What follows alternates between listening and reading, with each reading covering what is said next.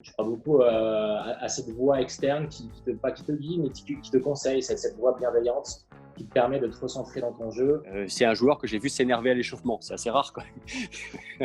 Quand il y a des gens des athlètes français qui vont travailler sur ces aspects-là, ils ont des résultats qui sont excellents. Impressionnant dans son regard, dans sa concentration. On dirait qu'il y a des œillères mentales et il est juste focalisé du début à la fin, quoi. Il n'y a pas un seul craquage, quoi. C'est très rare.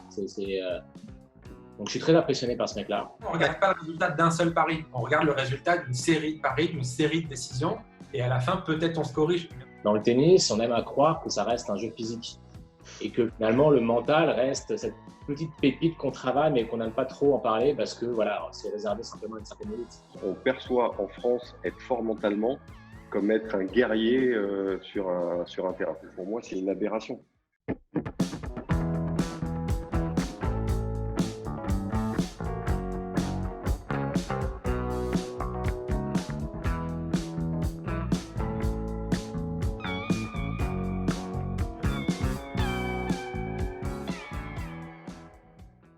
Bienvenue sur Tennis Break News.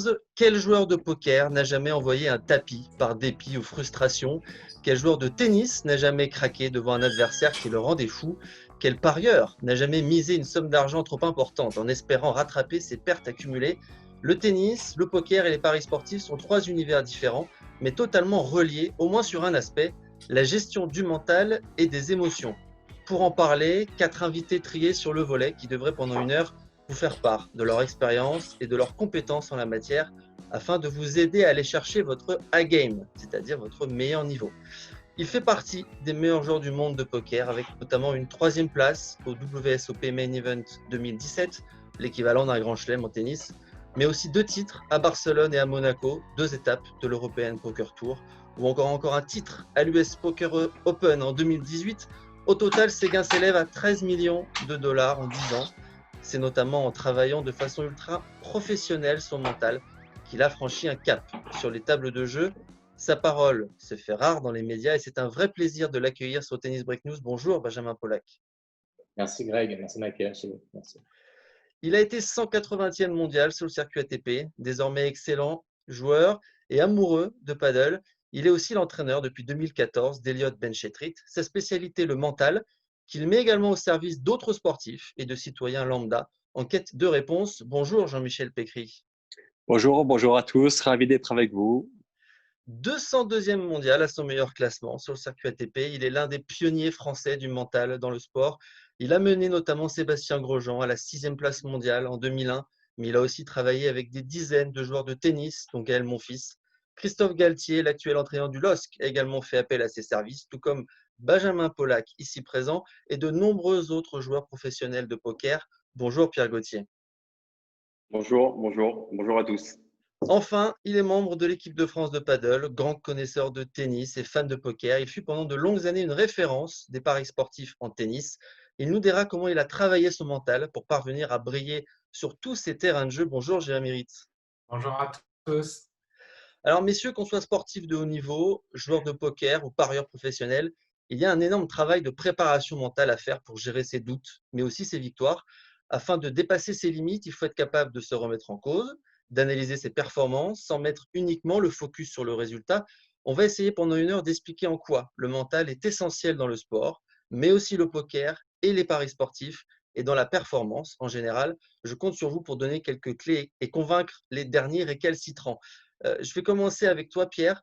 Lorsque tu étais joueur de tennis pro sur le circuit dans les années 90, est-ce que tu avais déjà conscience de l'importance du mental? Et deuxième question, est-ce que tu penses qu'avec un coach mental à tes côtés, tu aurais pu franchir un palier supplémentaire et te rapprocher du top 100 mondial? Alors, j'ai eu un coach mental à mes côtés et ça ne m'a pas permis de passer le cap. Mais en fait, c'est pour ça que je fais ce métier-là aujourd'hui. Moi, je suis passé pro très jeune. J'étais un très bon espoir jeune. J'étais champion de France moins de 18 ans. Je suis passé en première série à 17 ans, donc c'est très jeune. Et en fait, quand je me suis retrouvé sur le circuit, j'ai eu énormément de difficultés à gérer la pression, un petit peu tout ce que tu décrivais tout à l'heure. Et à l'époque, donc moi j'ai 48 ans, tu parlais des années 90, effectivement, ça date un peu. Moi j'ai 48 ans, donc je te parle d'une époque il y a 30 ans, hein, donc la préparation mentale n'existait pas du tout. Et moi, le discours de mes entraîneurs, en gros, c'était, qui n'a pas beaucoup encore évolué, hein, d'ailleurs en France, on est encore un peu comme ça, c'était vraiment de travailler plus pour passer ces caps-là. Et j'ai buté là-dessus pendant 3-4 ans. Et à partir de là, j'ai fait appel à quelqu'un parce que je me rendais compte que de travailler plus, ça ne réglait pas vraiment le problème. Ça avait même tendance à l'accentuer des fois parce que plus je travaillais, plus j'étais tendu. Et donc, j'ai fait appel à quelqu'un au bout de 4 ans à buter sur les mêmes aspects. Et là, ça m'a énormément aidé, hein. Je rigolais tout à l'heure. J'ai travaillé 5 ans avec cette personne, mais j'ai eu de gros problèmes physiques en fait qui m'ont fait arrêter ma carrière. J'ai eu une hernie discale et j'ai pas pu aller au bout des découvertes que j'ai fait. Mais c'est ça ensuite qui m'a du coup poussé à approfondir un petit peu ce domaine et à utiliser ces techniques-là pour entraîner. D'accord. Juste avant d'aller voir Benjamin, à la fin de ta carrière, tu as décidé de devenir coach en axant donc ta spécialité sur le mental. Combien de temps ça t'a pris pour te former et maîtriser tous les aspects du coaching mental? Quand j'ai arrêté, donc j'ai décidé d'entraîner, donc j'avais 26 ans et effectivement, j'avais travaillé 4-5 ans, comme je disais, avec un coach mental. Donc, quand on est athlète, on ressent beaucoup de choses, mais on ne connaît pas vraiment les techniques qu'il y a derrière. Et en fait, moi, j'ai basculé assez vite vers l'entraînement. Au début, j'étais entraîneur de tennis, mais j'ai voulu, ça a été un défi en fait de devenir entraîneur parce que j'ai voulu devenir entraîneur en voulant prouver que le coaching mental était fondamental. J'ai vécu avec un coach mental.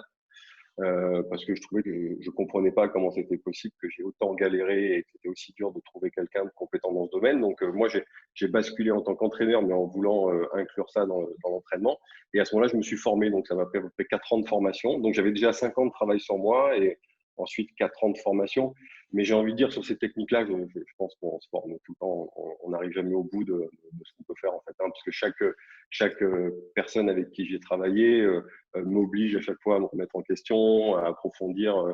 Les cas sont souvent très différents, donc en fait, on se perfectionne tout le temps. Benjamin, jeune, tu étais d'abord passionné de magie et fasciné par les cartes. Tu as découvert le poker pendant tes études d'ingénieur et contrairement à ce que certains pensent, il faut du temps pour se professionnaliser dans le poker, comme dans le tennis ou dans les paris sportifs d'ailleurs. Il y a une longue phase d'apprentissage qui a duré environ 5 ans pour toi avant que tu remportes ton premier main event. Qu'est-ce que tu as fait pendant 5 ans pour apprendre le métier de joueur de poker? C'est une bonne question. Je pense qu'on apprend, la meilleure façon d'apprendre déjà, c'est de jouer, c'est de comprendre un peu les ficelles du jeu et c'est surtout de se tromper. Et je pense que c'est la clé, je pense, même dans toute activité, c'est de ne pas avoir peur de rater, de se tromper, mais surtout faire la démarche derrière de finalement pourquoi je me suis trompé, dans quelle mesure je peux m'améliorer, etc. Donc, dans ces 5 premières années, je pense que ça a été une amélioration technique, plus que vraiment l'aspect mental, c'est vraiment de faire du volume de jeu, etc., pour vraiment connaître intrinsèquement le jeu en lui-même. Et après, une fois qu'on commence un peu à se caper d'un point de vue technique, on comprend que une grosse partie de l'amélioration dans le jeu, ça va être le mental. Finalement, à bien reconnaître et à dissocier toutes les situations. Il y en a multiples, hein, il y a des milliers et des milliers de combinaisons possibles, surtout en fonction des joueurs qu'on a en face. Et c'est un jeu, finalement, c'est un jeu d'esprit où l'émotion rentre entièrement en compte. Et c'est très important de gérer son émotion, moins de le comprendre. Et parce que mieux on se comprend, mieux on comprend les autres. Et c'est un paramètre qui est indéniable dans le poker. Et c'est après ces 5 ans-là que j'ai commencé justement à travailler avec Pierre Gauthier et à me rendre compte de l'univers immense du mental et ça a été un outil primordial, je pense, dans ma réussite après dans les années qui ont suivi. Ouais, donc, du coup, tu as commencé à travailler avec Pierre en 2016, une année où tes résultats étaient moins bons. Quel était le sens de ta démarche quand tu allais voir Pierre? Qu'est-ce que tu avais en tête comme objectif en travaillant avec lui? Et quelle part finalement tu attribues à ce travail mental dans les excellents résultats qui ont suivi? Alors déjà, avec Pierre, on a commencé à travailler ensemble en 2013, il me semble. Ah, donc bien avant le. Ok. Ouais. J'étais curieux au début, il travaillait avec la Team Winamax, donc déjà avec des joueurs de poker. Et je me suis dit, bon, écoute, cette corde à ton arc, va essayer. Et on s'est très bien entendu. Et j'ai très vite compris en quoi ça allait pouvoir me servir et me développer personnellement. Parce qu'en fait, je crois beaucoup au mentorat. Je crois beaucoup à cette voix externe pas qui te guide, mais qui te conseille. C'est cette voix bienveillante qui te permet de te recentrer dans ton jeu, dans les moments où tu peux te sentir un peu seul, justement dans les compétitions solitaires. On parle de tennis. Voilà, c'est toi contre la personne qui est en face. C'est pas une équipe, tu peux pas te reposer de temps en temps, passer la balle à ton équipe de foot et te reposer. Voilà. Et dans le poker, c'est pareil. Et je pense qu'avoir cette personne bienveillante à ton côté, ça m'a fait comprendre que ouais, c'est important mentalement. Et après, intrinsèquement, ouais, tu travailles sur ton mental, tu travailles sur tes leaks, enfin, sur tes problèmes, tu en parles ouvertement. C'est un peu comme un psychologue orienté business. Je ne sais pas si je peux employer ça, Pierre, mais Performance, ouais, orienté performance, ouais. ouais, orienté performance. Et donc, on a travaillé en 2013 pendant 2 ans. Après j'ai fait un break, je suis parti un peu de mes propres ailes. Et c'est vrai qu'en 2016, j'ai eu une mauvaise année et j'ai retravaillé avec Pierre en 2017. On a complètement switché finalement pas de méthode de travail, mais d'objectifs. C'est-à-dire que mes objectifs, j'avais évolué. Hein, après plusieurs années, on évolue.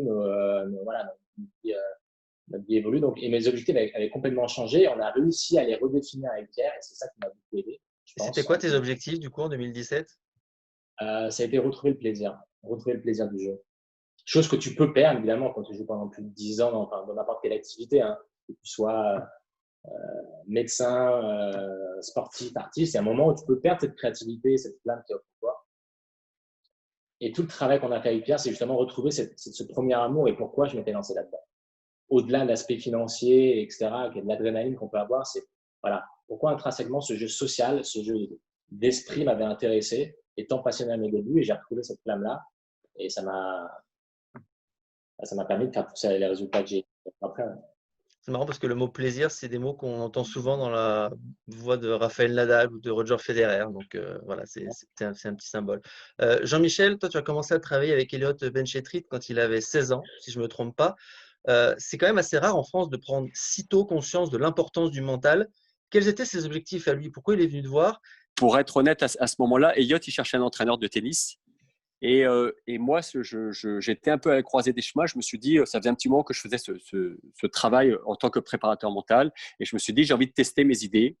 J'ai envie de les mettre en action et de faire moi-même le job plutôt que l'entraîneur et voir les résultats que l'on peut avoir. Quand j'ai commencé à travailler avec Elliott, il était 1-6, quelque chose comme ça. Et je crois que 4 ans après, il était sur le central pour jouer contre Gaël Monfils à Roland-Garros.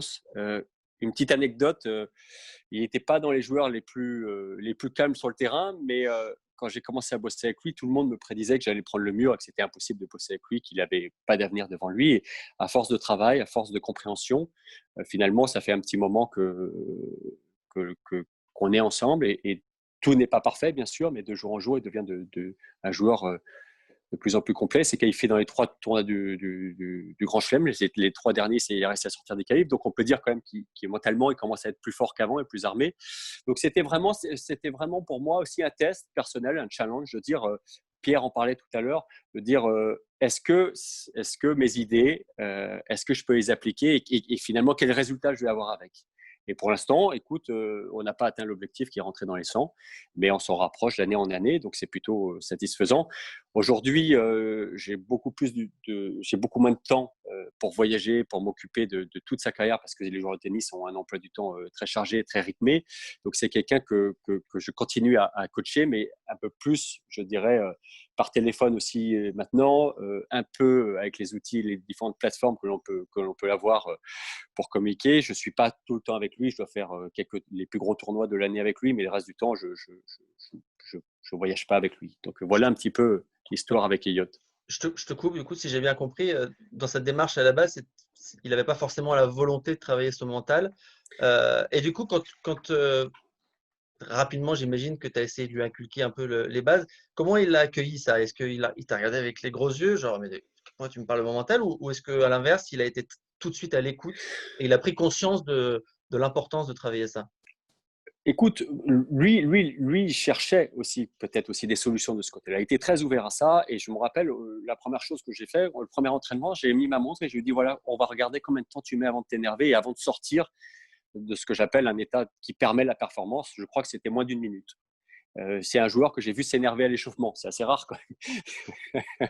Donc, et aujourd'hui, je l'ai vu sur les derniers tours de Grand Chelem où il y a quand même, pour se qualifier, quand même des enjeux assez importants, être capable de jouer un match pratiquement entièrement, alors qu'on sait que le stress est très important. Donc, il y a eu vraiment dans nos discussions, ça a été la première chose qu'on a travaillé, c'est de dire aujourd'hui, tu joues très bien au tennis, mais émotionnellement, tu es incapable de tenir un match. Donc, de toute façon, l'arrivée, on la connaît déjà. On sait déjà ce qui va se passer.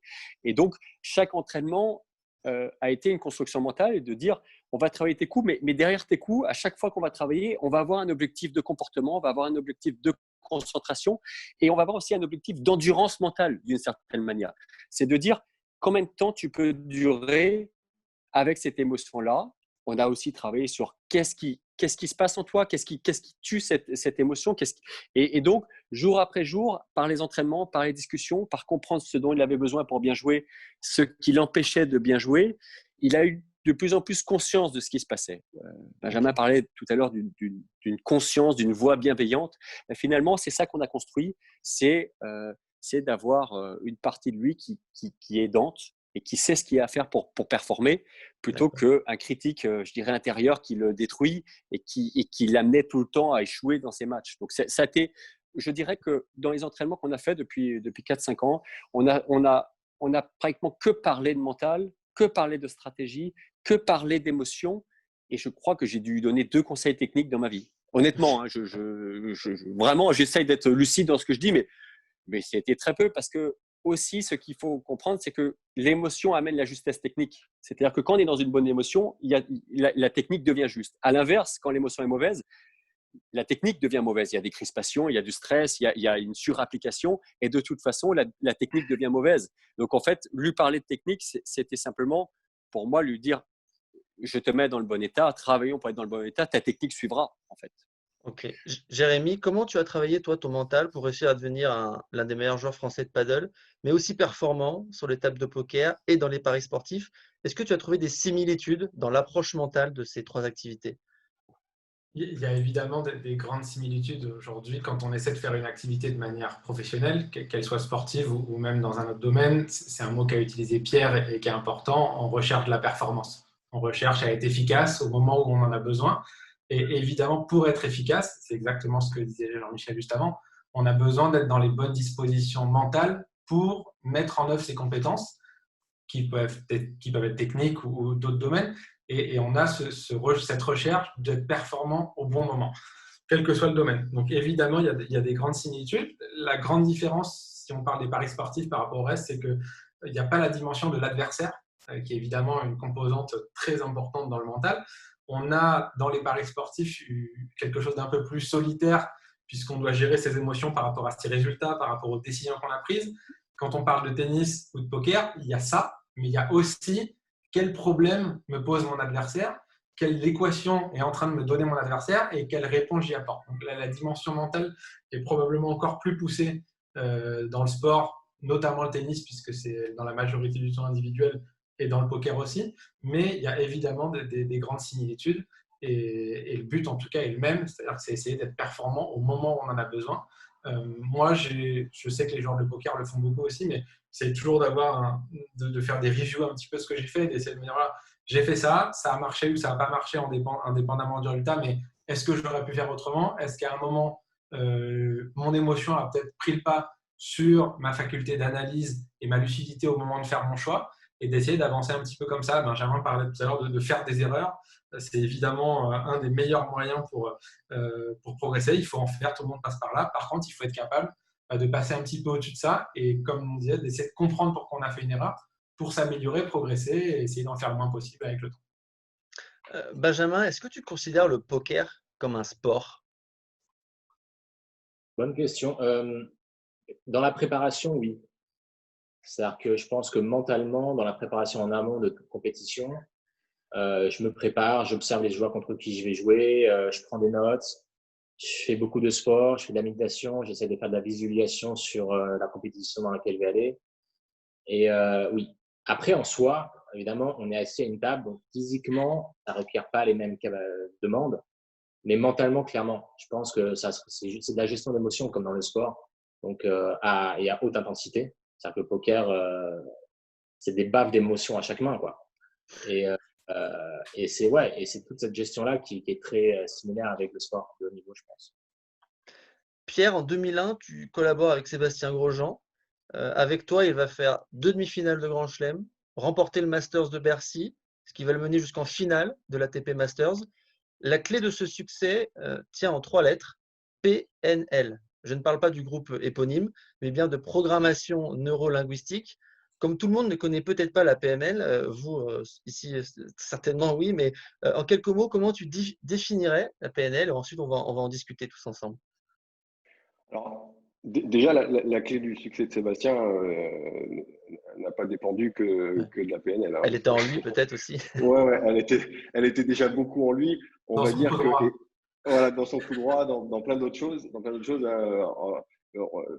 nous, on est là pour l'aider, hein, pour concrétiser ce qu'il sait faire, etc. Donc, on apporte ce qu'on peut. C'est des petits détails qui peuvent faire des grosses différences, je suis bien d'accord, mais bien évidemment, sans tout ce que Sébastien savait faire, j'aurais pas pu faire grand-chose. Et la PNL, au même titre, hein, la PNL n'est qu'un outil. Hein. Moi, j'ai été formé, on parlait tout à l'heure des formations, je me suis formé pendant 4-5 ans. La PNL était un des outils auxquels je me suis formé. Aujourd'hui, te dire quel degré de PNL j'utilise dans mes entretiens, c'est un peu vague pour moi parce que hein, c'est vraiment beaucoup plus complexe que ça. Mais la PNL, pour répondre à ta question, c'est quelque chose de très simple. Hein. C'est un outil qui a été inventé par deux personnes qui s'appellent Grindler et Bandler. En gros, pour faire simple, ces deux gars-là, il y en a un qui est psychologue et un autre qui est informaticien. Et ils ont étudié pendant de très longues années, hein, plusieurs décennies, je crois que c'est autour de 20 ans, ils ont étudié ce qu'ils appellent entre guillemets les champions, c'est-à-dire les gens qui performent, qui réussissent dans leur discipline. Et ils se sont rendus compte qu'en fait, il y avait une espèce de tronc commun à ces gars-là. Et ils l'ont modélisé en quelque sorte. Et pour être encore un petit peu plus précis, mais rester simple, PNL, ça veut dire programmation neurolinguistique. Ça veut dire quoi? Ça veut dire qu'en fait, ils se sont rendus compte que le cerveau fonctionnait comme un ordinateur, hein, d'où l'idée d'un des deux qui était informaticien, et qu'au fur et à mesure des expériences, de ce qu'on vivait, etc., on créait des programmes qui influençaient nos systèmes de pensée et qui influençaient nos actions. Et ils se sont rendus compte que on pouvait reprogrammer ça, il suffisait de travailler là-dessus, et donc on pouvait programmer une programmation neurolinguistique, donc programmer le cerveau par le langage en faisant des entretiens. Jean-Michel, Pour faire ça. ouais. Jean-Michel, tu utilises toi aussi la PNL et je crois savoir que tu t'es aussi formé à l'hypnose. Alors, Oui. PNL, hypnose, qu'est-ce que ça t'apporte dans ta recherche de performance? Comme le disait très bien Pierre, quand tu fais ce métier de coaching, tu es obligé de manipuler plusieurs techniques. Et je dois avouer que on n'a jamais fini de se former parce qu'on est toujours confronté à des choses. Et la PNL est un outil. L'hypnose érectionnelle en est un autre. L'hypnose humaniste, je viens de me former à ça et d'autres outils. Il y a des thérapies brèves symboliques. Il y a pas mal d'outils.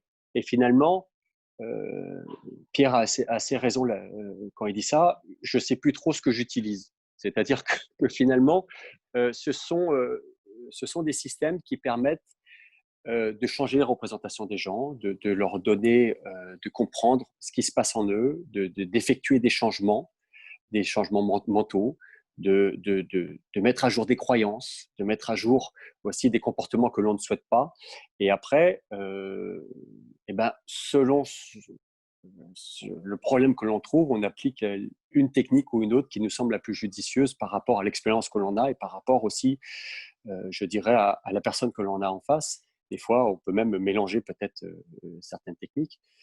Mais le principe de cette technique-là, c'est de mettre à jour des comportements inconscients. Inconscient, ça veut dire, des fois, on a des réactions, on ne sait pas pourquoi on les a. Mais c'est un peu comme si elles arrivent toutes seules. Il se passe ça, je fais ça. Et puis tout d'un coup, on se dit, mais j'en ai marre de me comporter comme ça. J'en ai marre d'à chaque fois avoir ce comportement-là. Et d'où il vient? Et qu'est-ce que j'aimerais à la place de… Et c'est là, par exemple… Une sorte de questionnement en fait Oui, perpétuel, c'est ça? c'est des questionnements et selon les techniques, tu prends conscience de ce qui se passe en toi. Tiens, voilà ce qui se passe. Tiens, voilà à quoi ça sert, ça, ce comportement-là. Voilà, peut-être qu'il a une histoire, d'où il vient, ce comportement-là. Et pour les sportifs, souvent, peut-être aussi, sous stress, ils ont toujours un peu la même réaction. C'est de dire, tiens, quand je suis stressé, quand le stress arrive, quand je me prépare, ou quand je dois finir un match, peut-être qu'il se passe toujours les mêmes connexions en moi. Et finalement, la PNL, les autres techniques aussi, c'est de créer un nouveau programme, de créer des nouveaux outils qui permettent de créer un nouveau programme, par exemple, et de changer peut-être des croyances aussi. Tu vois, souvent, quand je travaille avec les personnes, quand ils me disent je veux travailler mon mental, ils arrivent en me disant je vais être plus combatif, je vais être plus déterminé. Le mental est quelque chose d'assez guerrier. Et finalement, on se rend compte que bien souvent, le calme, la confiance, la tranquillité sont des outils qui sont bien plus importants. Donc, il faut apprendre, on peut changer un peu de croyance, de dire, mais tiens, quand c'est vraiment important, quand tu es stressé, de quoi tu as vraiment besoin? Est-ce que c'est d'une voix qui te dit, faut pas louper, faut pas faire de faute, faut surtout pas, ou plutôt d'une voix qui te dit, C'est pas grave sois si tu fais tranquille, des erreurs. c'est pas grave, qui t'amène une vraie bienveillance. Benjamin parlait de bienveillance tout à l'heure, mais aussi peut-être de la confiance, ou aussi peut-être une qualité de concentration qui te dit voilà ce que tu as à faire maintenant, concentre-toi sur ce que tu as à faire. Donc c'est des nouveaux programmes, et je dirais, comme le disait Pierre, nous, notre job, on dit souvent potentiellement interférence. Ça donne le niveau du jour de la personne. Et comme le disait très bien Pierre avec Sébastien, Sébastien, il était déjà un super joueur de tennis, mais peut-être qu'il avait un certain nombre d'interférences qui faisaient que son niveau était peut-être pas aussi bon tous les jours, ou peut-être pas aussi constant. Et je sais pas, peut-être Pierre pourra en parler mieux que moi, mais le travail du préparateur mental, et je sais pas ce qu'il a fait avec Sébastien, mais c'est de retirer les interférences pour que la personne puisse jouer son plein potentiel. Et ce plein potentiel, on parle aujourd'hui de tennis, mais c'est le même dans le golf, c'est la même question, c'est le même pour se préparer à un examen. Souvent, j'ai des étudiants qui m'appellent, qui me disent je connaissais les réponses, j'ai pas pu, j'étais dans un tel stress que j'étais incapable de pouvoir répondre ou de me comporter correctement. C'est même dans une relation, un rendez-vous amoureux, c'est la même chose. Il y a des personnes qui sont tellement dans un tel stress qu'ils sont incapables d'avoir une conversation ou de dire bonjour à quelqu'un. On peut dire quand même que c'est accessible de dire bonjour, et pourtant, les interférences sont telles qu'il n'y arrive plus. Et donc, le boulot de préparation mentale, les outils de PNL, d'hypnose ericksonienne, de tous ces outils-là, ce sont des outils qui permettent de retirer ces interférences, les mettre à jour avec la personne et de les retirer. Ok. Bon, je reviens du coup, Pierre, avec Sébastien Grosjean, parce qu'effectivement, Sébastien, il était quand même déjà tout proche du top niveau mondial. Il manquait pas grand-chose. Et souvent, quand on parle du top 10, du top 20, le niveau physique et le niveau technique est souvent un peu identique entre les joueurs. Et la bascule se fait au niveau mental. Comment là, tu as réussi avec lui dans un temps quand même assez court, hein, puisque au final, les résultats sont arrivés très vite.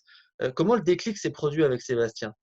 Comment tu as réussi en si peu de temps à faire basculer voilà, sa carrière dans finalement ses meilleurs résultats, il les a eu à ce moment-là.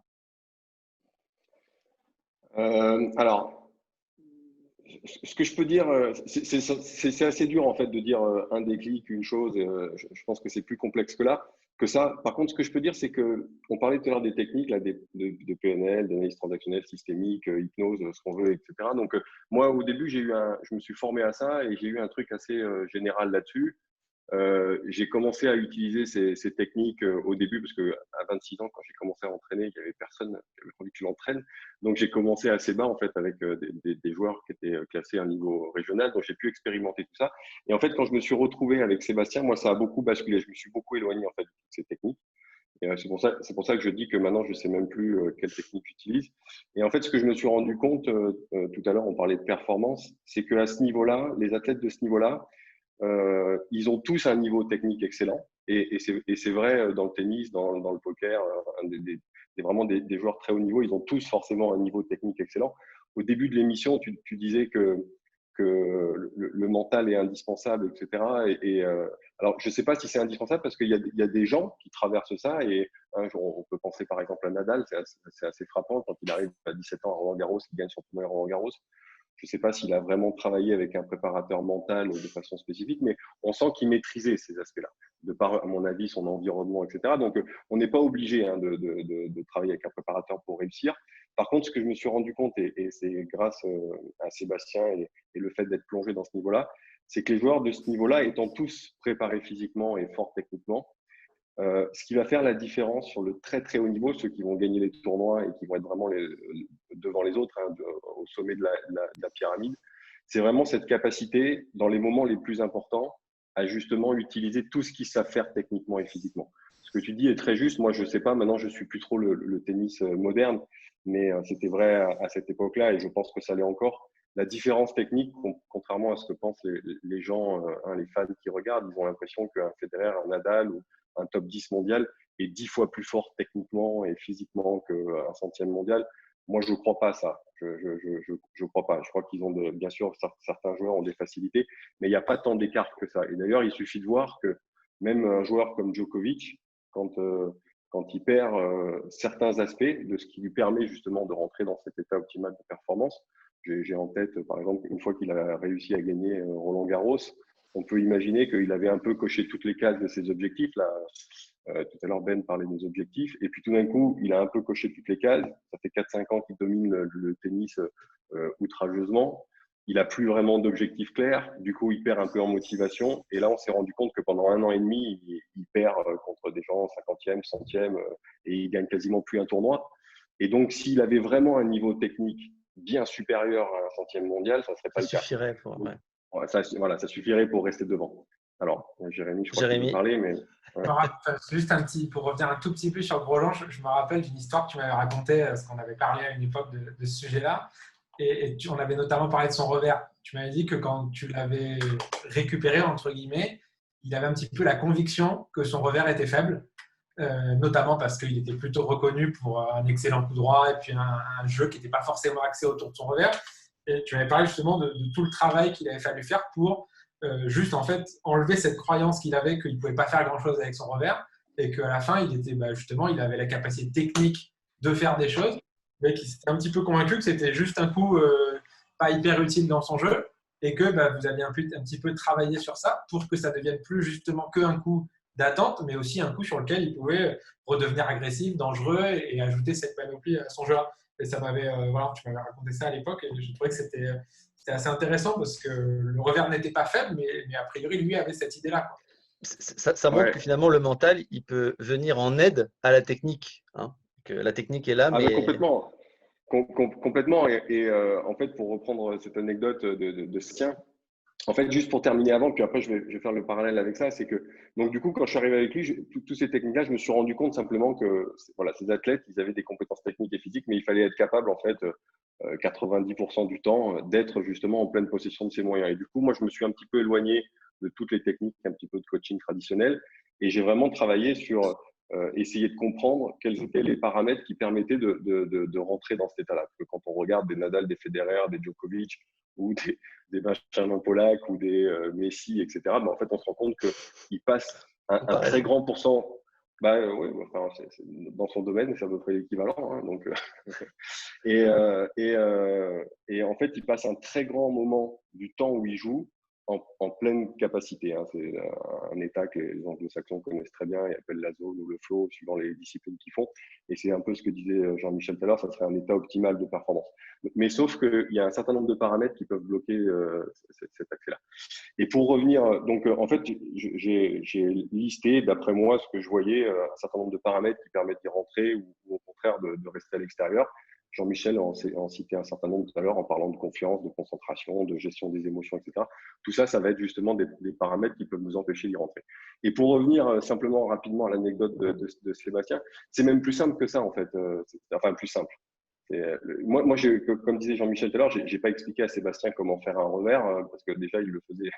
Pour ceux qui m'ont vu jouer, il le faisait beaucoup mieux que moi. C'était pas mon grand point fort, le revers. Mais simplement, je me suis rendu compte après sa 3e demi là, de tournoi majeur à Roland-Garros, quand il perd à Roland-Garros, en fait, il a un truc, Sébastien, et il s'en est rendu compte aussi. Hein, il avait, contrairement au coup droit justement, c'est pas qu'il aimait pas ce coup-là, c'est qu'il avait tendance à prendre ce coup-là un petit peu descendant, là, un petit peu après la chute du rebond, et donc de subir un petit peu en revers. Et il avait un objectif très fort qui était de gagner ce genre de tournoi-là. Et simplement, on a eu une mise au point à la fin de ce tournoi où il s'est rendu compte qu'après 3 demi, ça ne peut plus être une coïncidence. Et il s'était rendu compte que s'il voulait gagner ces tournois, il devait être capable de faire mal en revers comme il était capable de faire mal en coup droit. Et à partir du moment où il a eu cette prise de conscience, il a ajusté par lui-même techniquement, parce que ce sont des experts techniques hein, ces joueurs-là, ils se connaissent parfaitement, ils sont capables de réaliser des choses immédiatement, pour peu qu'ils soient convaincus que c'est important et bon pour leur jeu, quoi. Donc, à partir du moment où il était convaincu que c'était bon pour lui et qu'il n'avait pas le choix, en fait, s'il voulait vraiment atteindre ses objectifs et gagner ce genre de tournoi, il allait être capable d'évoluer là-dessus. Et à partir du moment où cette prise de conscience a eu lieu, je l'ai vu au jour le jour changer son revers. Et pour l'anecdote, quand il atteint son objectif, donc quand il gagne Bercy, qui est le dernier tournoi de l'année, il joue en finale un joueur qui s'appelle Kafelnikov. Et juste avant le match, on préparait le match, on faisait un entretien. Et moi, je ne le savais même pas, parce que s'il y a le quiz après, vous verrez que je ne suis pas un grand spécialiste des résultats de tennis et des stats, etc. Et en fait, je le sentais quand même assez tendu, mais bon, je me disais, c'est une finale à Bercy devant 15 000 personnes. En plus, il jouait sa qualification au Masters, il fallait absolument qu'il gagne pour se qualifier au Masters. Donc, je me disais, bon, il est tendu, c'est assez logique. Et puis, je ne voyais pas vraiment de prise à travailler sur cet aspect-là, quoi. Et puis, je vais me résoudre à clôturer l'entretien parce que je ne vois pas ce qui peut être travaillé. Et là, il me lâche, il me dit, tu sais quand même que contre Kafelnikov, je l'ai joué 3 fois en 2 ans et je n'ai jamais dépassé 3 jeux par 7 contre lui. Et je ne savais pas du tout. Et j'aurais dû bosser mon jeu comme fait Ben et bosser les adversaires. Je ne l'avais pas fait. Et donc là, je comprends à quel point c'est compliqué. Hein. Imaginez, il s'apprête à rentrer sur le terrain contre, je crois que Capel à l'époque était deuxième mondial ou troisième mondial. Il s'apprête à rentrer sur le terrain contre un deuxième mondial et en fait, il n'a jamais dépassé 3 jeux par 7 contre ce mec-là et il va jouer devant toute la France à la finale de Bercy. Donc là, je me rends compte qu'il y a un vrai problème. Et en fait, en discutant avec lui, la difficulté qu'il y avait, tout à l'heure, Jean-Michel parlait de croyance, il était persuadé que Kafelnikov avait le meilleur revers au monde. C'était assez proche de la vérité. Pour moi, à l'époque, les 2 grands revers de l'époque, c'était Kafelnikov et Agassi. Et ce qu'il faut savoir dans un match de tennis, quand il y a 2 droitiers qui s'affrontent, il y a énormément de jeux qui passent dans ce qu'on appelle la diagonale revers. C'est un petit peu celui qui prend l'ascendant sur cette diagonale revers. C'est pour ça d'ailleurs que Federer a beaucoup de mal contre Nadal, puisqu'il tombe sur le coup droit. Donc, il y a beaucoup de moments de l'échange qui passent dans la diagonale revers. Et celui qui prend l'ascendant va un petit peu dicter le jeu. Et Sébastien, imaginez quand on rentre sur un terrain où on sait qu'il y a 70% du jeu qui va se faire sur la diagonale revers, quand on imagine que déjà nous, on n'a pas un revers incroyable et qu'en face, c'est le meilleur revers du monde. Donc, vous imaginez un petit peu les problématiques que ça cause. Et donc, ce qui se passait, c'est que quand il allait dans la diagonale revers, il avait du mal à s'engager et à y aller vraiment, ou alors il sortait de cette diagonale revers, mais dans de mauvaises conditions. Et je me rappelle, grosso modo, parce que c'est un peu loin, mais en gros, l'idée, c'était de dire, de toute manière, je ne suis pas là pour discuter de savoir si c'est le meilleur revers au monde ou pas, parce qu'en plus, je suis plutôt d'accord avec toi. J'étais plutôt d'accord avec lui et je trouvais que c'était le meilleur revers au monde. L'idée, c'est plus de comment toi, tu y vas dans cette diagonale revers. Parce que qu'il est le meilleur revers au monde ou pas, si tu y vas en hésitant, il y a peu de chances que tu fasses mieux à nouveau que 3 jeux. Par contre, même s'il a le meilleur revers au monde, à partir du moment où tu vas commencer à t'engager de plus en plus, soit il va tenir le choc et tu tapes de plus en plus fort, jusqu'à un moment où soit tu vraiment t'envoies les balles dans le gradin et tu fais des fautes incroyables, ou alors si tu lui envoies la balle à 200 km/h sur la ligne de fond de cours, tout meilleur revers au monde qu'il a, il risque quand même d'être en difficulté, quoi. Et le truc qui était très drôle, c'est qu'il est donc rentré sur le terrain avec ce que disait Jean-Michel tout à l'heure, avec une perception un petit peu différente, plutôt que de rentrer sur le terrain un petit peu en se disant c'est le meilleur revers du monde, je ne peux pas faire grand-chose. Il s'est dit tant que ça passe pas, je tape de plus en plus fort. Et il s'est passé un truc très très drôle, c'est que il a gagné ce match-là en 4-7 et la remise des prix se fait, etc. Puis après on monte dans les vestiaires et je m'assois en face de lui, puis il s'assoit et là il éclate de rire et il me dit c'est dingue quand même Kafelnikov à la fin il me jouait le coup droit. Et quand on sait le coup droit que Sébastien avait, après ça a été vraiment, il a été dominateur. Et le truc très drôle, c'est qu'il l'a rejoué quand même 15 jours après en demi-finale du Masters. Donc Kafelnikov était quand même sorti premier de sa poule. Sébastien avait fini deuxième derrière E8. Donc il a joué le premier de l'autre poule. Donc on ne peut pas dire que Kafelnikov n'était pas en forme. Et je crois que le score, c'est quelque chose comme 6-2, 6-2 ou 6-3, 6-1. Donc tout ça pour dire que ces aspects-là, quand tu parles de déclic, alors c'est pas que ça, mais on voit bien qu'il y a un niveau technique, mais après, il y a qu'est-ce qu'on en fait de ce niveau technique-là, quoi. Benjamin, est-ce que c'est vrai qu'aujourd'hui, tu passes la majeure partie de ton temps à faire du coaching mental? Pierre t'a donné tellement le goût à ça que tu souhaitais le retransmettre ce qu'il t'avait appris? Oui, alors en fait, c'est parce que j'ai commencé un peu à coacher différents joueurs de poker et j'avais le sentiment que j'avais envie d'avoir plus de connaissances à ce sujet-là pour retransmettre le mieux possible ce que j'avais appris. Tu vois, quand on arrive à un haut niveau comme Pierre ou comme Jean-Michel, à partir d'un moment, on a de volonté de passation, de vouloir coacher, de voir finalement fleurir une nouvelle fleur, enfin, de nouveaux talents en face de toi. Et j'ai eu ce sentiment-là, donc j'ai voulu coacher différents joueurs. Et moi, je me suis intéressé à différents types de coaching, voir un peu ce qu'ils faisaient et faire un peu ma sauce, mon petit cocktail, mélanger à mon expérience personnelle. Et voilà. C'est marrant. En tennis, on érige souvent en symbole, du coup, Jean-Michel en a un peu parlé tout à l'heure, mais le mental de Nadal et Djokovic en mettant en avant leur hargne, leur agressivité, leur résilience. Mais j'aimerais vraiment votre avis là-dessus. Est-ce que le mental, donc ce n'est pas aussi la capacité à se relâcher, à se détendre, un peu à l'image de Federer, du coup, on a deux écoles. Est-ce qu'il n'existe pas plusieurs formes de mental? Jean-Michel, rapidement, tu l'avais déjà abordé, mais Oui, mais en fait, il y a pas qu'une méthode, il y a pas qu'une vérité. Déjà, chaque personne, pour être performant, a besoin d'ingrédients différents. Et c'est vrai que être dans la bonne zone, comme le disait Pierre, être dans la bonne stratégie qui nous amène à utiliser notre potentiel, eh ben, il y a des ingrédients différents. Et peut-être même au cours d'un match, on a besoin d'un peu de tout. On a besoin de détermination, on a besoin de relâchement, on a besoin aussi de ténacité quand c'est difficile. On a besoin aussi de lucidité pour faire des choix. Donc, on a plein de ressources en nous. On a plein de choses que l'on doit utiliser à des moments ou à d'autres. Et je dirais que, comme disait Benjamin au début, le champion, c'est celui qui sait utiliser les bonnes ressources. Il y a un moment où il va utiliser une ressource plutôt qu'un autre. Il y a un moment donné où il va dire, là, je sens que pour finir le match, j'ai besoin d'être peut-être relâché pour que mon corps à l'extérieur puisse continuer. Ah, je ne sais pas si vous m'entendez, ça a c'est bon, coupé. c'est bon. Non, Ouais, c'est bon, vas-y. pour que mon corps puisse continuer à s'engager, comme parlait Pierre, à s'engager dans mes coups, j'ai besoin de relâchement. Euh, je dirais quand même une chose, c'est que moi, j'ai coaché des joueurs français, mais aussi des joueurs étrangers. Et souvent, il y a une chose qui me saute aux yeux, c'est que souvent, quand j'ai des joueurs qui montent sur des grands terrains, euh, en fait, ils se sentent vraiment à leur place. C'est-à-dire que ils ne sont pas une montagne d'affronter des joueurs. Et j'ai d'autres joueurs pour qui ils ont beaucoup d'inconvénients. Oh, qu'est-ce qui va se passer? Oh, ils se courent qu'est-ce qu'ils vont penser les gens? Et je dirais que le champion, lui, c'est presque juste un jeu, c'est juste un match à aller jouer. Et je pense que la différence entre toutes ces ressources-là, on les a tous en nous, mais c'est aussi la capacité à ramener ça à quelque chose de très accessible. Et souvent, on entend beaucoup cette phrase, je me suis mis beaucoup de pression. Moi, je me rappelle, j'ai un exemple de coaching. Je me rappelle, j'ai un joueur qui m'appelle, qui me dit, ça ressemble un peu à l'histoire de Pierre, qui me dit, écoute, aujourd'hui, je joue à un joueur, je pense que je ne peux pas gagner. Et je lui dis, mais pourquoi? Il me dit, en fait, il est meilleur que moi en revers. Ça ressemble un peu à l'histoire de Pierre. Et je lui dis, mais il m'appelait comme ça, je lui dis, mais tu joues dans combien de temps? Je me dis, je joue dans 10 minutes, je monte sur le terrain. Et je lui dis, mais tu joues contre qui? Je n'avais pas regardé le tableau. Il me dit, je joue Djokovic. Et ce qui me fait rire, c'est que le gars, il me parlait comme s'il allait faire le tournoi du coin. Ouais, je joue Djokovic, enfin, je suis en demi-finale d'un tournoi, c'est pas. Et c'était quelque chose qui m'a frappé parce que je me suis dit, beaucoup de joueurs auraient été complètement tétanisés. Et lui, il se disait simplement, alors tiens, je joue Djokovic, en revers, il était plus fort que moi, qu'est-ce que je vais faire? Ça me pose un problème par rapport à ce match. Mais sinon, il n'y avait pas de problème à jouer Djokovic, tu vois, c'était simplement une question de stratégie. Et c'était assez marrant. Moi, vraiment, la chose qui m'impressionne quand je vois ces champions, c'est leur simplicité à monter sur un terrain.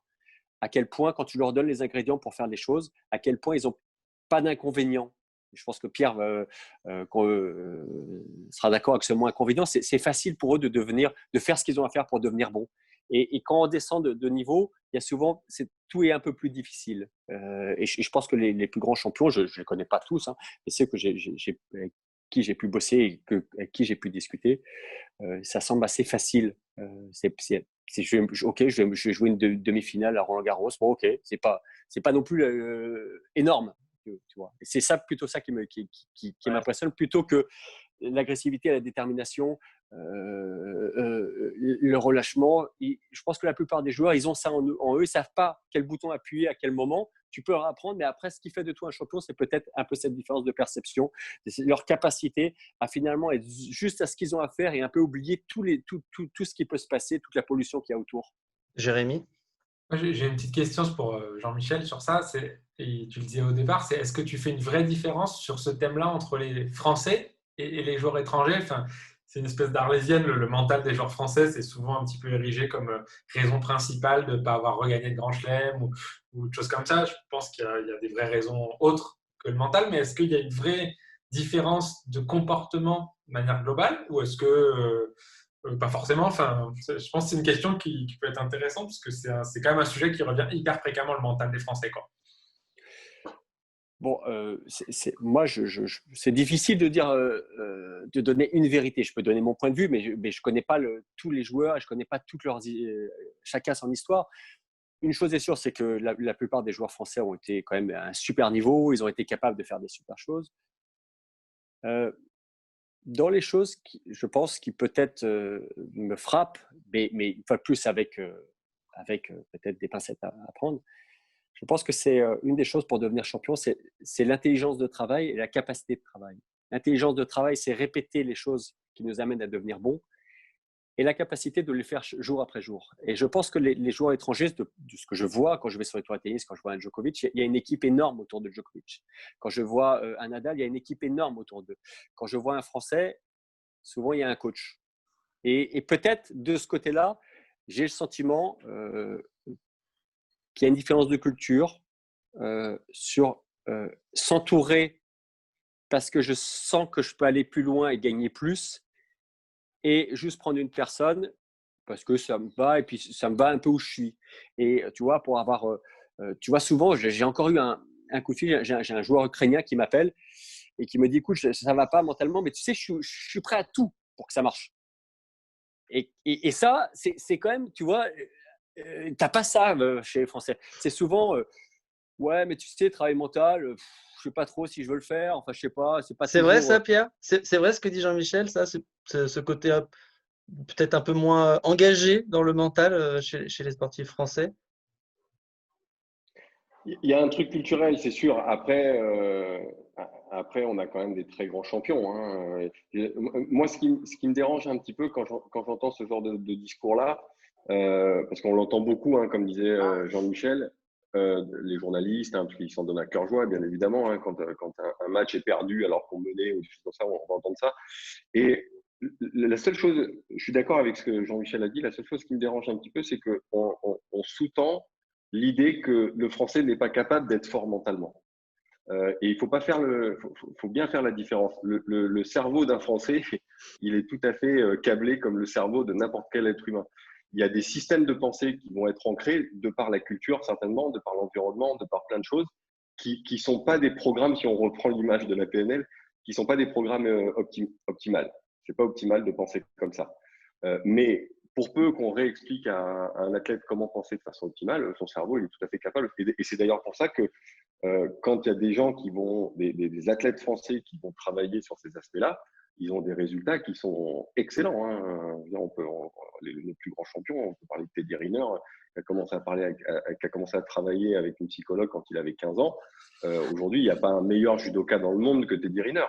Il y a Tony Parker, les handballeurs sont excellents. Donc, on est tout à fait capable d'être très fort. Je voulais juste dire qu'un Français est tout à fait capable d'être excellent mentalement pour peu qu'il s'y mette, comme dit Jean-Michel. Et d'ailleurs, je vais revenir juste à l'origine de ta question, parce que je pense que c'est un truc qui est mal perçu en France. On perçoit en France être fort mentalement comme être un guerrier sur un terrain. Et ça, c'est comme si on disait être fort physiquement, c'est savoir faire 10 squats, quoi. C'est-à-dire que être guerrier, non mais c'est vrai. Non, mais c'est intéressant, c'était l'objectif, c'était l'intérêt Voilà. de ma question, donc c'est pour ça. Tu parlais d'ailleurs très justement de Federer. Pour tout le monde, le mec qui est fort mentalement, c'est Nadal. Pour moi, c'est une aberration. Nadal est bien évidemment excellent mentalement, mais Federer aussi, dans des registres différents, mais Federer est excellent mentalement. Et on a tendance à caricaturer un peu être fort mentalement à quelque chose de guerrier, de combatif, de se bagarrer. Et du coup, la plupart des entraîneurs, on est très en retard sur la préparation mentale en France, la plupart des staffs et des entraîneurs vont du coup, pour développer ça, faire leurs athlètes en chier, quoi. C'est-à-dire qu'ils vont leur faire des entraînements durs, de la préparation physique, des choses comme ça. Sauf que, un peu à la Philippe Lucas, quoi. Ouais, voilà, c'est comme si on travaille au 5% du mental. C'est comme si je te dis, tu vas dire que tu es fort physiquement parce que tu es capable de faire 50 squats, quoi. D'accord, mais tu sais pas démarrer, tu sais pas courir longtemps, tu sais pas courir vite, tu sais pas frapper fort. Ben voilà, donc c'est juste pour… Benjamin, c'est quoi un joueur de poker qui a un gros mental? Comment tu le définirais, un gros mental au poker? Accepter, prendre les défaites aussi bien que les victoires. Parce que je pense que dans la victoire également, il peut avoir ce qu'on appelle le tilt positif, c'est-à-dire de gérer la bonne émotion qui arrive soudainement et puis d'un coup perdre la concentration parce que les bonnes nouvelles viennent d'arriver. Je pense qu'un un bon mental, c'est juste savoir comprendre ses émotions et vraiment savoir les observer, les ranger de côté et juste être toujours impartial sur tes décisions et être très endurant aussi. Parce que c'est vrai que les grosses parties de poker, les grosses compétitions, c'est des journées qui peuvent aller jusqu'à 10-12 heures de jeu. Et c'est très, très dur d'être concentré pendant autant de temps. Tu vois, au tennis, le plus long match de tennis, ça a duré combien de temps? Je sais pas, enfin, ça peut être. Bon, c'était Isner Mahut, mais.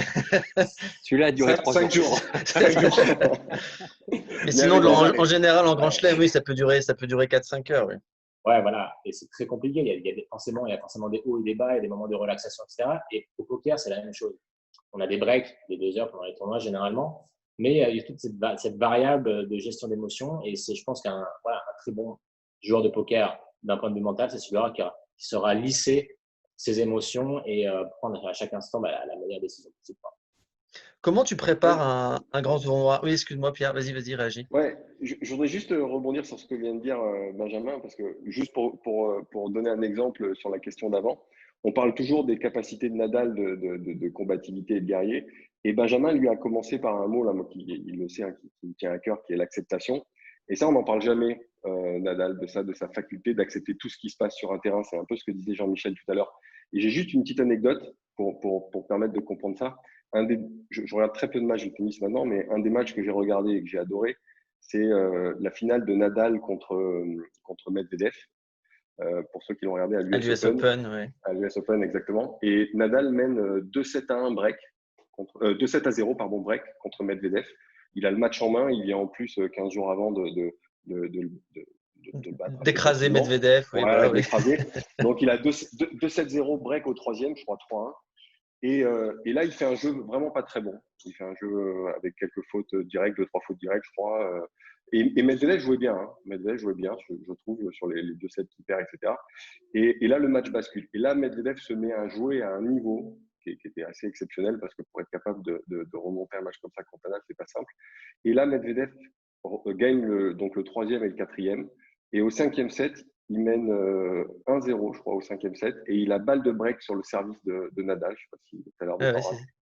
Et moi, à ce moment-là, ça m'a frappé. C'est-à-dire que là, il faut imaginer le contexte dans lequel est Nadal. Il avait le match en main 2 heures plus tôt. Et là, maintenant, il est pas au fond du trou parce que j'ai l'impression que ce mec n'est jamais au fond du trou. Mais en tout cas, il est dans un sale état, quoi. C'est-à-dire que l'autre joue vraiment à un niveau exceptionnel depuis 2 heures.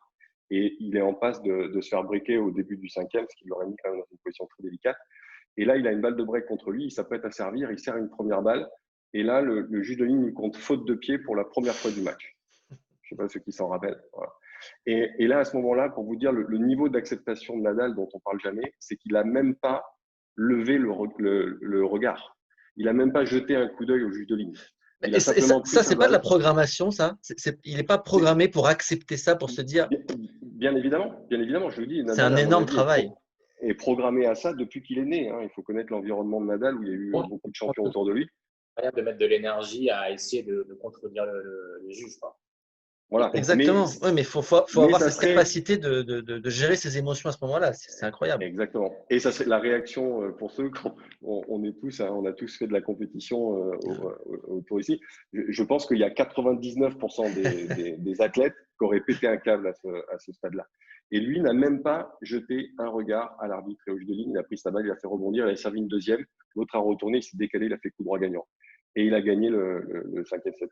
C'est phénoménal. Et ça, on n'en parle jamais. Pour la plupart des gens, être fort mentalement, c'est pas ça.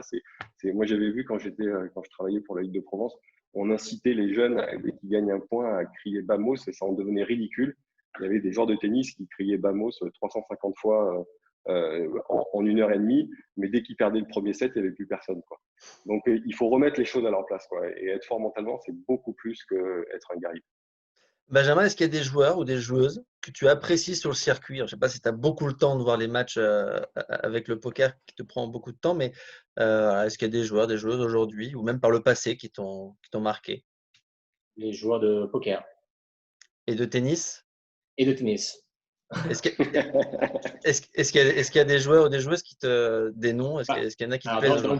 Évidemment, Nadal m'a bluffé dans dans sa gestion d'émotions. Je dirais que c'est un tueur pendant tout le match, quoi, tout simplement. Et il est impressionnant dans son regard, dans sa concentration. On dirait il y a des œillères mentales et il est juste focalisé du début à la fin, quoi. Il n'y a pas un seul craquage, quoi. C'est très rare. Donc, je suis très impressionné par ce mec-là. Dans le poker, il y en a évidemment. Hein. Vas-y, dans le poker. Beaucoup de joueurs high-tech qui se sont mis évidemment dans le coaching mental. Pierre fait partie de ces coachs mentaux autour de Doran Poker, mais il y a également différents coachs. Je pense à des coachs américains comme, j'ai oublié son prénom, peu importe. Mais je pense à Justin Bonomo qui a énormément travaillé son mental, par exemple, qui est impressionnant à une table. Qui d'autre Foxon également, très impressionnant. Il a beaucoup amélioré cet aspect-là. Et c'est ce qui fait la différence à haut niveau. Je pense que techniquement, on sait tout ce qui se passe. On peut comprendre ce qui se passe. Mais la vraie différence va être dans la lucidité de compréhension. Et voilà, dans ton jugement de la situation. Et plus tu es concentré, plus ton jugement va être précis. Ça va être dissocié évidemment de tes émotions parce que ton ego peut évidemment venir perturber ce jugement. Et c'est là où la différence se fait en high-tech et à haut niveau. C'est cette précision de concentration et d'adaptation. Et l'adaptation, c'est cette grande faculté. C'est ce que tu disais, Jean-Michel, tout à l'heure, c'est que les grands champions ont cette faculté à être détachés et à venir, peu importe le match, peu importe la partie qu'il va jouer, il sait qu'il a cette faculté d'adaptation et de concentration et de vivre le moment présent. On n'a pas beaucoup parlé de ça, mais c'est ça. C'est d'être dans l'instant présent et d'être détaché du reste et de vivre le moment présent à fond.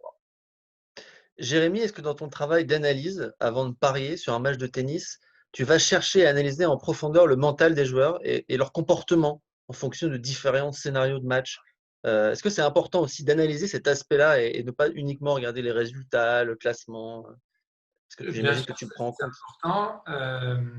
Je vais souvent essayer d'aller chercher de savoir s'ils sont dans des bonnes dispositions au moment où le match va commencer, savoir si ils ont une fatigue qui a pu être générée ou s'il y a eu des voyages, s'il y a des choses qui peuvent justement interférer sur le niveau de performance. Et donc ça, c'est pour la partie d'avant-match. Après, ça devient beaucoup plus important pendant le match. C'est-à-dire que quand tu commences à parier en live et à regarder un match, au final, au-delà d'essayer de détecter la dynamique du match de tennis, tu essaies aussi beaucoup de détecter l'état dans lequel il se trouve au moment du match. Et c'est très fréquent de voir, comme disait Pierre, des joueurs qui vont lâcher après avoir eu un premier set très accroché dans lequel ils ont manqué des occasions. Alors, un joueur comme Nadal va le faire très peu, mais à l'inverse, il y a beaucoup de joueurs qu'on ne citera pas pour se fâcher avec personne, mais qui justement ont un petit peu tendance à, au bout d'un moment, lâcher un petit peu certains matchs. Et quand tu veux parier, justement, tu es à la recherche de ces moments-là où tu perçois que le joueur commence à changer de disposition et où, théoriquement, il y a des grandes chances que son niveau de performance baisse. Donc, effectivement, la dimension mentale et l'état qu'on peut percevoir du joueur en le regardant peut être un critère important pour se décider à parier pour ou contre lui, clairement. Je reste avec toi, Jérémy. On a vu que des joueurs de poker ou des joueurs de tennis pouvaient être en tilt. Les parieurs aussi peuvent l'être, qui commencent à enchaîner un peu les paris ratés. Quel outil, quel conseil tu pourrais donner pour aider les parieurs à gérer cette émotion et à éviter de partir complètement en tilt et perdre malheureusement beaucoup d'argent, parce qu'on sait que les paris sportifs sont aussi une addiction et le but, c'est aussi d'aider ces personnes-là.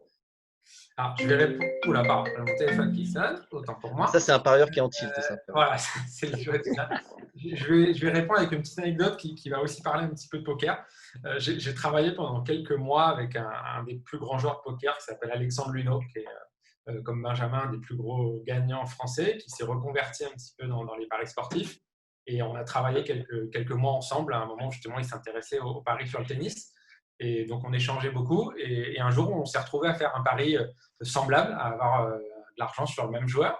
Et le joueur a perdu en ayant, je crois, des balles de match dans un scénario assez improbable.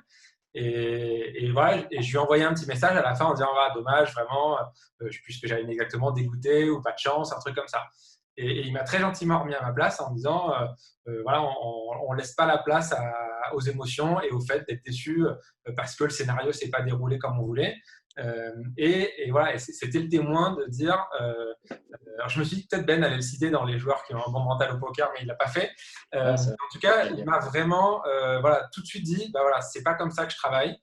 j'ai pris ma décision au moment avant le match, ça s'est passé comme ça s'est passé. C'est pas grave, on continue. On regarde même pas le résultat presque en fait. On avance. En tout cas, on ne regarde pas le résultat d'un seul pari. On regarde le résultat d'une série de paris, d'une série de décisions. Et à la fin, peut-être on se corrige. Mais en tout cas, on n'est pas affecté parce que notre joueur il a failli gagner ou qu'il y a eu le let au mauvais moment ou le pas de chance au mauvais moment. Ben, on continue et on essaie de continuer à prendre la meilleure décision. Et après, pour répondre un peu plus directement à la question, pour le tilt, c'est assez simple. Il faut essayer, quand ça arrive, d'essayer de se calmer et de ne pas continuer à rejouer tout de suite ou à essayer de miser encore plus cher pour rattraper les erreurs qu'on a faites avant ou en tout cas le pari perdu. Essayer de se concentrer un petit peu sur ce qu'on maîtrise, c'est-à-dire parier sur les choses qu'on connaît. Pour avoir parlé un petit peu avec des gens dans les paris récemment, par exemple, il y a eu un boom énorme sur le football biélorusse pendant le confinement. C'était le seul qui jouait, oui. Personne au monde me suit, mais les parieurs un petit peu compulsifs, entre guillemets, avaient besoin de parier, donc ils se sont concentrés là-dessus. Et c'est évidemment des choses qui sont à ne pas faire. Et puis aussi, jouer quand on est dans des bonnes dispositions mentales. Le poker ou les paris sportifs, c'est un truc qu'on peut faire n'importe quand, n'importe où. On peut lancer une partie de poker quand on est dans le métro ou 3 secondes après de s'être engueulé avec sa femme. C'est évidemment des choses à ne pas faire. Voilà, donc effectivement, on en a parlé un petit peu tout à l'heure, mais avoir ces routines Benjamin parlait de méditation, de concentration, c'est des choses qui, avant de se focaliser sur ces activités-là, sont importantes pour essayer d'être performant. Ça fait un peu tout ça. Ça fait déjà presque 1 heure qu'on est ensemble. J'ai encore très peu de questions, mais on va essayer d'aller vite. Est-ce que c'est plus difficile, messieurs, de redonner de la confiance à quelqu'un qui en manque ou de dégonfler la tête de quelqu'un qui en a trop? Messieurs les coachs. Les deux se font très bien. Il suffit que la personne comprenne exactement en quoi consiste la confiance. Si quelqu'un en manque ou a la tête gonflée, c'est qu'il ne comprend pas ce qu'est la confiance réellement, quoi. Jean-Michel? Attends, je réponds tout de suite. Désolé, j'ai eu un petit problème de batterie. Je dirais que les deux sont pas, enfin, les deux sont pas un problème à partir du moment où la personne a la conscience et qu'elle est d'accord pour bosser dessus. Si la personne vient vous voir en disant je manque de confiance, j'ai déjà eu confiance et je manque de confiance, ok, comment tu t'y es pris pour avoir confiance? Et quand la personne prend conscience qu'elle n'est plus dans le bon état, peut-être qu'elle en a trop, c'est le moment de travailler dessus. Donc, je dirais que dans les deux cas, la prise de conscience est la plus importante pour pouvoir changer derrière. J'ai noté une différence entre le poker et le tennis. J'ai l'impression que les joueurs de poker, malgré leurs égos, puisqu'il y en a aussi de l'ego dans le poker autant que dans le tennis, ils acceptent plus le fait d'annoncer qu'ils vont travailler leur mental, de reconnaître leurs faiblesses, de travailler dessus. Alors qu'en tennis, j'ai plutôt l'impression que les joueurs, ils sont rares à avouer qu'ils travaillent leur mental. Enfin, j'ai l'impression qu'il y a plus une gêne, pas une honte, et à l'inverse, au poker, ils assument complètement le fait de travailler le mental. Benjamin, comment tu l'expliques cette différence alors qu'au final, je ne pense pas que ce soit qu'une différence d'ego, mais… Non, je pense par définition, le poker, déjà, c'est un jeu d'esprit. C'est un jeu de mental. Donc, par définition, le travailler fait partie du travail, de ce qu'on peut considérer comme le travail dans le poker. Dans le tennis, on aime à croire que ça reste un jeu physique et que finalement, le mental reste cette petite pépite qu'on travaille, mais qu'on n'aime pas trop en parler parce que voilà, c'est réservé simplement à une certaine élite. Mais c'est comme avoir un secret, ne pas parler du mental, parce que finalement, on travaille en one-to-one avec son coach, c'est une relation très privée, très personnelle, et que c'est pas forcément quelque chose qu'on a envie de dévoiler. C'est un peu comme c'est cette botte secrète qu'on utilise au moment opportun dans les grands moments, quoi. Jean-Michel, Pierre, est-ce qu'il y a des joueurs de tennis qui sont venus vous voir en disant bon, j'aimerais bien travailler mon mental, mais je voudrais pas que ça se sache, gardez-le, enfin, je voudrais pas communiquer dessus. C'est déjà arrivé ou pas? Alors, je vais répondre comme ça en plus et revenir sur la question d'avant. Pardon. Il y a un truc qui s'est mis devant mon écran, bon, c'est pas grave.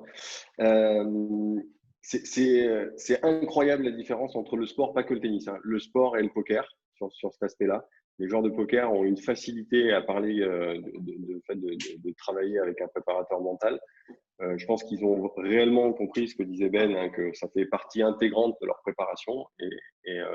Et dans le sport, on n'y est pas encore. Et je verrai un truc pour répondre à la deuxième question, c'est ce que tu disais. C'est-à-dire que dans le poker, il y a tellement de joueurs de poker professionnels et de très haut niveau qu'ils vont parler de ça puisqu'ils le font et c'est bon pour eux. Dans le sport, ça reste des niches quand même. Ça reste des niches et ça reste ils sont beaucoup plus en concurrence les uns avec les autres que dans le poker, par exemple, malgré ce qu'on croit. J'ai une petite histoire qui est assez rigolote par rapport à ça. Une fois, j'ai une joueuse de golf qui me dit après 6 mois, mais c'est incroyable, Pierre, ce que tu fais, etc. Mais comment ça se fait que tu travailles pas avec la fédération de golf, avec la fédération de tennis? Et je lui dis, bah, c'est simple. Ça fait 6 mois qu'on travaille ensemble.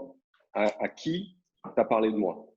Et là, elle me fait, pour reprendre un terme de poker, un snap call. Elle me répond immédiatement, mais à personne, t'es fou.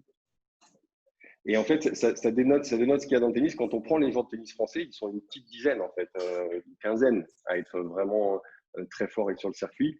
Et parler d'un préparateur mental avec qui on a des résultats, mécaniquement, ça aiderait ces 15 autres personnes. Dans le poker, ils sont tellement plus nombreux que je ne pense pas qu'ils sont barrés par cet aspect-là. Jean-Michel, rapidement, cet aspect-là. Oui, pardon, excuse-moi, à chaque fois je jongle avec la batterie. Excuse-moi, à chaque fois je jongle avec la batterie parce que je suis un peu en rate de batterie. Vous m'entendez là, c'est bon? Ouais, c'est bon. Je pense que c'est aussi une question de méconnaissance. Je prends comme exemple, je travaille pour des académies et souvent quand j'ai un joueur qui me demande de travailler avec lui dans une académie, souvent au bout de quelques mois, je ne travaille plus avec un joueur, mais je travaille avec plusieurs joueurs au sein de la même académie. Pourquoi? Parce qu'ils se sont rendus compte que ce n'est pas quelque chose de sorcier ou ce n'est pas quelque chose si on est malade. Et des fois, les sportifs, ils cachent un peu ça, ou ils n'ont pas envie, ou ne savent pas à qui s'adresser. C'est quelque chose un petit peu où ils ont eu une mauvaise expérience de ça et ça ne leur a pas parlé. C'était peut-être pas assez concret. Et souvent, je me suis rendu compte que quand je commençais à travailler dans un endroit, finalement, il y avait aussi plein d'autres joueurs qui venaient à ça. Donc, je pense qu'il y a une question aussi de trouver ça normal aussi, d'être accompagné de ce côté-là. Et peut-être que dans le sport, c'est peut-être perçu encore par moment comme une faiblesse. Il y a beaucoup de discours d'entraîneurs qui sont orientés vers le mental, ce n'est que le goût de l'effort. Et pourtant, voilà, on sait très bien que ce n'est pas qu'une question de goût de l'effort. Et je pense qu'aujourd'hui, dans la formation aussi des sportifs, il n'y a pas de place. C'est-à-dire que la formation d'un joueur de tennis, il n'y a pas de place pour lui parler de choses dont il a besoin, comme lui parler de concentration. Tiens, comment tu fais pour être concentré? Dans sa formation, on va lui parler beaucoup de technique, on va lui parler beaucoup de physique. Mais quand est-ce qu'on lui parle de gestion d'émotions? C'est quelque chose qui est assez flou et qui n'est pas très présent. Et peut-être dans un univers, je ne connais pas bien l'univers du poker, mais peut-être dans un univers un peu plus de stratégie, peut-être que cette place est plus importante. Pour le sportif, souvent, on ne voit que l'extérieur. Or, on ne construit pas assez peut-être l'intérieur. L'intérieur, c'est toute cette connaissance des émotions, toute cette formation qu'il faut avoir aussi dans l'accompagnement d'un athlète pour le rendre performant et conscient de ce qu'il a à faire pour réussir. Donc, il y a plein de raisons, mais c'est vrai qu'aujourd'hui, je pense que les choses elles se sont beaucoup améliorées par rapport à une dizaine d'années où quand je jouais au tennis ou quand Pierre jouait au tennis, c'est devenu quelque chose de plus fréquent. Maintenant, c'est aussi un peu le parcours du combattant pour peut-être aussi trouver peut-être aussi un coach avec qui on arrive à travailler qui est concret. Tu vois, des fois, je commence à bosser avec des gens qui me disent j'ai déjà bossé avec 2 personnes, donc je n'ai pas spécialement envie de refaire ce chose-là. Il y a aussi une question d'arriver à débloquer des choses, je pense. Donc, c'est un mélange de choses. Mais avant toute chose, je pense aussi que dans la formation, si on parle de tennis, dans la formation du joueur de tennis, quand on est détecté par les ligues, quand on est détecté par une fédération, finalement, ce ne sont pas des sujets auxquels on a forcément accès. Et pourtant, finalement, c'est plutôt les joueurs, au bout d'un moment, qui font cette démarche-là. Et je trouve ça un petit peu dommage. Dernière question, et après, messieurs, je vais vous laisser. On voit de plus en plus de sportifs pros se mettre au poker. Je vais d'abord aller voir Benjamin, ensuite j'irai voir les coachs. À ton avis, Benjamin, que recherchent-ils dans le poker qui peut les aider dans leur carrière? Au tennis, par exemple, est-ce que la patience peut être une notion qu'ils recherchent? À ton avis, qu'est-ce que tous ces joueurs pros, on voit beaucoup de footballeurs, enfin, de joueurs de tennis se mettent au poker? À ton avis, quel est ton avis là-dessus? Simplement, je dirais que je pense que tous ces grands joueurs, soit footballeurs, tennis, des judokas, des basketballeurs, je pense à Tony Parker. En fait, c'est une fois que tu arrêtes ta carrière sportive, je pense que tu as un espèce de manque d'adrénaline, un manque de compétition. Voilà, et je pense que le poker, c'est la chose la plus facile et la plus accessible pour retrouver ces sentiments-là. Voilà, se remettre en compétition, se remettre en question et retrouver ce plaisir de victoire, de perte, etc. à court terme. Et je pense que c'est ça qu'ils viennent chercher. C'est tous ces sentiments et ces émotions très intenses qu'ils ont perçus pendant toute une carrière. Parce que faut dire que quand tu es à haut niveau au football, au tennis, c'est des shots d'émotion que tu te prends, même si tu ne le vois pas forcément. À l'intérieur, ça bouillonne. Et une fois que ça s'arrête, c'est un peu comme une petite mort. Et je pense qu'ils viennent chercher ça, retrouver un peu ces émotions-là. Et c'est des choses qu'on aime à partager ensemble à une table de poker. Donc, ouais, je pense que ça, peut-être que je me trompe. Hein, je ne sais pas, Pierre et Jean-Michel. Pierre, Jean-Michel, est-ce qu'on a aussi des joueurs en activité qui viennent au poker pour aller chercher quelque chose qu'ils ne trouvent pas dans leur carrière? Effectivement, l'adrénaline de la compétition, ça peut chercher, mais est-ce qu'il y a aussi dans le développement de la stratégie, dans la résolution des problèmes, est-ce que le poker peut aider des joueurs et des sportifs en activité? Pierre? Moi, j'ai pas d'athlètes qui jouent au poker quand ils sont en activité à un niveau, à un haut niveau. À un haut niveau, d'accord. Voilà, alors après, ça n'engage que moi. Hein, c'est que les clients que j'ai eus, j'ai pas connaissance de sportifs de très haut niveau qui se mettent en même temps au poker pour espérer performer vraiment haut. Ils vont plutôt faire ça en loisir, à mon avis. Par contre, ce que disait Ben est très juste, c'est que par contre, des champions, peu importe le sport, ont cette capacité justement sur tout cet aspect gestion mentale à être très performants. Donc, effectivement, quand après ils vont arrêter leur carrière, ça va être facile pour eux de travailler la technique parce que c'est aussi des athlètes hein, comme de ce niveau-là, ils ont l'habitude de travailler, de persévérer, de mettre des heures de travail pour maîtriser quelque chose. Donc, la transition va se faire assez vite pour ces gars-là, quoi. Donc, c'est pas rare, enfin, Ben les connaîtra certainement mieux que moi, mais c'est pas rare de voir des anciens sportifs qui ont peut-être pas un niveau comme Benjamin ou comme les tout meilleurs, mais qui vont avoir un niveau assez haut, quoi, hein, parce qu'ils ont des prédispositions, je dirais, pour en performer. Jérémy, est-ce que toi, le poker t'aide à gérer tes émotions par rapport au pari sportif ou au padel Moi, je suis un joueur de poker, je suis fan de poker, j'adore ça. J'ai notamment suivi à l'époque les résultats de Benjamin quand tu es sur le très devant de la scène, on va dire. Non, ça ne m'aide pas. Enfin, en tout cas, je ne l'utilise pas comme quelque chose qui doit m'aider. Par contre, je mesure effectivement toute la dimension mentale du poker, notamment la capacité de concentration. Par exemple, là, comme beaucoup d'autres, j'ai beaucoup rejoué pendant le confinement parce qu'il n'y avait pas beaucoup mieux à faire. J'ai repris quelques leçons, tout ça, avec un coach. Mais j'ai aussi mesuré à quel point le poker, c'est vraiment difficile, pas que dans la technique, mais aussi dans la dimension mentale. Et par contre, et je pense que c'est quelque chose qui n'a pas été abordé, mais je pense que tous les sportifs jouent au poker de tournoi. Ils ne jouent pas forcément au cash game parce que justement, dans le tournoi, quand on part à plusieurs centaines de joueurs et qu'on se retrouve plus que 3, 5, 10, c'est là qu'on vit des moments d'adrénaline qui sont forts, quel que soit son niveau. Quand vous avez même mis 10 € et qu'il y a 1500 € à gagner, pour la personne qui a mis 10 €, c'est un moment un petit peu unique dont on se souvient. Comme ça peut l'être pour un sportif qui fait un exploit, même un sportif amateur ou un grand sportif quand il bat quelqu'un dans une position par exemple d'outsider. Et c'est vrai que le poker, quand on va loin dans un tournoi, c'est un sentiment qui est quand même assez unique. On a beau être tout seul derrière son ordinateur, il peut être tard le soir, on peut être tout seul, et on a quand même l'impression de vivre un moment intense. Et c'est aussi ça que les gens recherchent dans le poker. Et par contre, c'est aussi un moment où on peut peut-être être amené à faire des erreurs parce que nos émotions nous poussent à jouer d'une certaine façon, qui n'est peut-être pas la façon la meilleure au moment donné. Mais c'est certain que le poker… Pardon. Je reprends ce que tu viens de dire. Tu peux imaginer l'émotion que peut ressentir un joueur de foot quand il joue la finale de la Coupe du Monde. Ouais.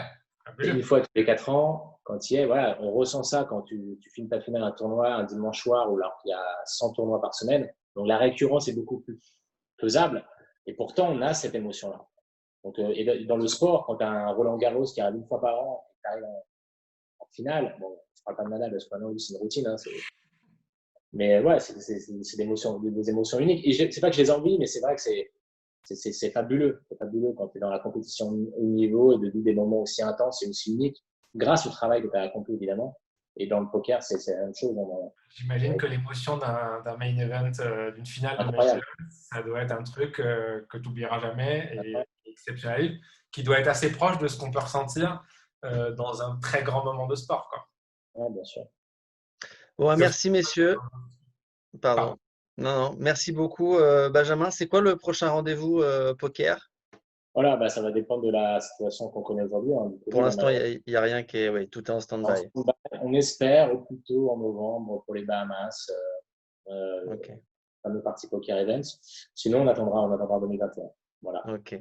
Bon, ça marche. Merci beaucoup, en tout cas, Benjamin, d'avoir passé une heure avec nous. Merci beaucoup, Pierre. On a perdu Jean-Michel, qui s'est fait sortir par une paire de dames, ouais, alors qu'il avait plus gros stack. C'est dommage pour lui, mais là, la batterie l'a eu par KO. Merci, Jérémy.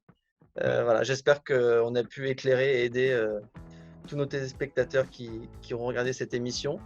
Et puis le mental, hein, surtout, c'est important. Il faut vraiment que les gens prennent conscience de ça, même dans la vie quotidienne. Voilà, il faut pas hésiter à aller travailler ça. On a des magnifiques coachs qui du coup donnent envie et font des bébés coachs. Voilà, parce que Benjamin maintenant il forme lui-même des joueurs de poker.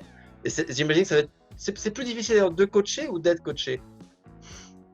L'un est passif, l'autre est actif. Donc, l'un reçoit. Ça dépend des personnalités, peut-être. Voilà, c'est du one-to-one, c'est de l'humain de toute façon, donc ça match. Et non, mais en tout cas, c'est un super exercice. On apprend beaucoup sur soi en coachant, de toute façon. Donc, voilà. En tout cas, merci beaucoup pour cette émission. Et puis nous, on se retrouve Merci, très vite pour une nouvelle émission. Merci à tous. Au revoir. Merci. Au revoir.